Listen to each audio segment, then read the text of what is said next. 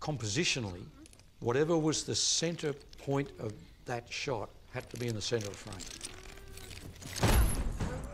In the faster cutting that he's got, your eye won't have to shift on an anamorphic frame, won't have to shift to find the next subject when you've only got 1.8 seconds of time to do that.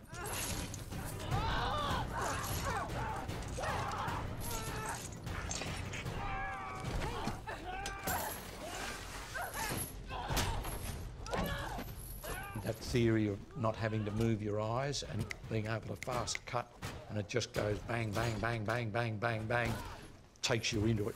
And that is basically the whole of the film.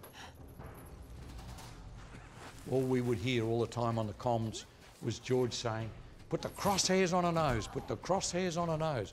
You put the crosshairs on Charlize's nose.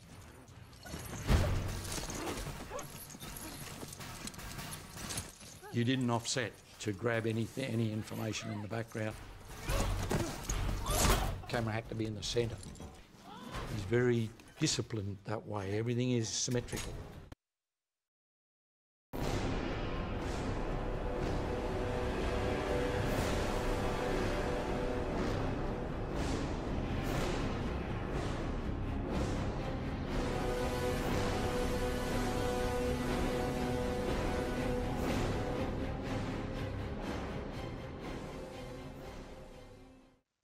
That man you heard talking was John Seal, director of photography for Mad Max Fury Road. In that clip, he talks about how Fury Road was filmed, with everything in the center of frame. The topic of framing is, to me at least, the most fascinating aspect of Fury Road. I don't see many people talking about it, which is surprising, because nearly every other aspect of the film has been analyzed and praised, as it should be. So, for this video, I wanted to take a deep dive into the idea of framing in film, and Mad Max Fury Road is one of the best examples of this concept. Framing is the presentation of visual elements in an image, especially the placement of the subject in relation to another. In simple terms, framing is basically where objects and people are placed on the screen of the movie. One major criticism of films with bad action scenes is that the editing tends to be way too fast, not giving the viewer a chance to understand what is happening. However, there are many films in which their action scenes have very fast editing, and yet it's still easy to tell what is taking place. Although both may have fast editing, what makes one work and the other not is framing. You may not realize it, but in many movies, while you're watching, your eyes will be darting across the screen, going from one side to another, to a corner, then to the center, and so on. When there is fast editing, it is important to keep the framing consistent between each cut. That way, when watching it, your eyes don't have to jump around the screen multiple times per second. If you're able to keep your eyes fixed on one position, then it's easier to process faster sequences of images. By also making it less strenuous for the eyes, it makes it easier for you to relax and really focus on the film, which is where Mad Max comes in. From start to finish, Fury Road does not let you take your eyes off the center of the screen. Every time you start to think you should look off to the left or the right, it grabs your face, jerks it back over and says, "Hey, eyes over here." After a point, you sort of subconsciously accept this and stop looking anywhere else but the center of the screen. There is nothing else to focus on. Everything you need to see is right in front of you. Let's try watching Fury Road with the center of the screen cut out. Get up! You can do it!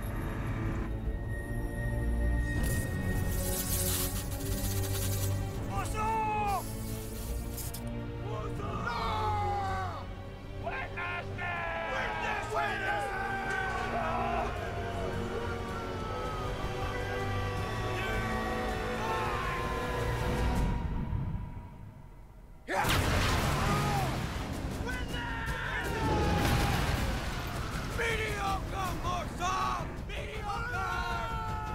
Now, let's look at the same footage, but with only the center showing. Get up! You can do it!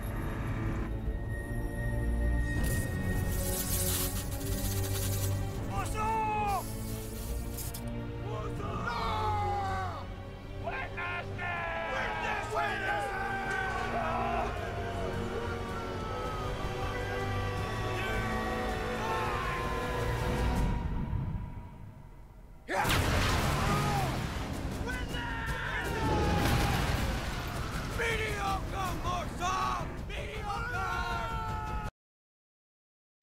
Mad Max Fury Road has many deep themes and complexities to it, yet even the laziest of viewers can watch and enjoy it.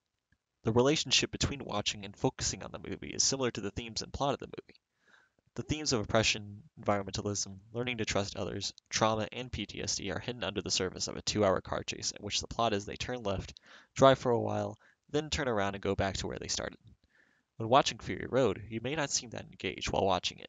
However, your focusing on every single detail is important to enjoy and understand the movie and its themes.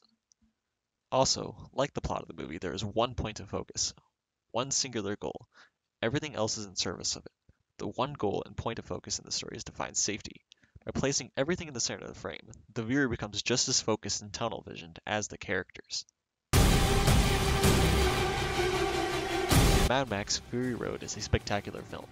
Everything from its set pieces, use of both digital and practical special effects, to sound design and cinematography.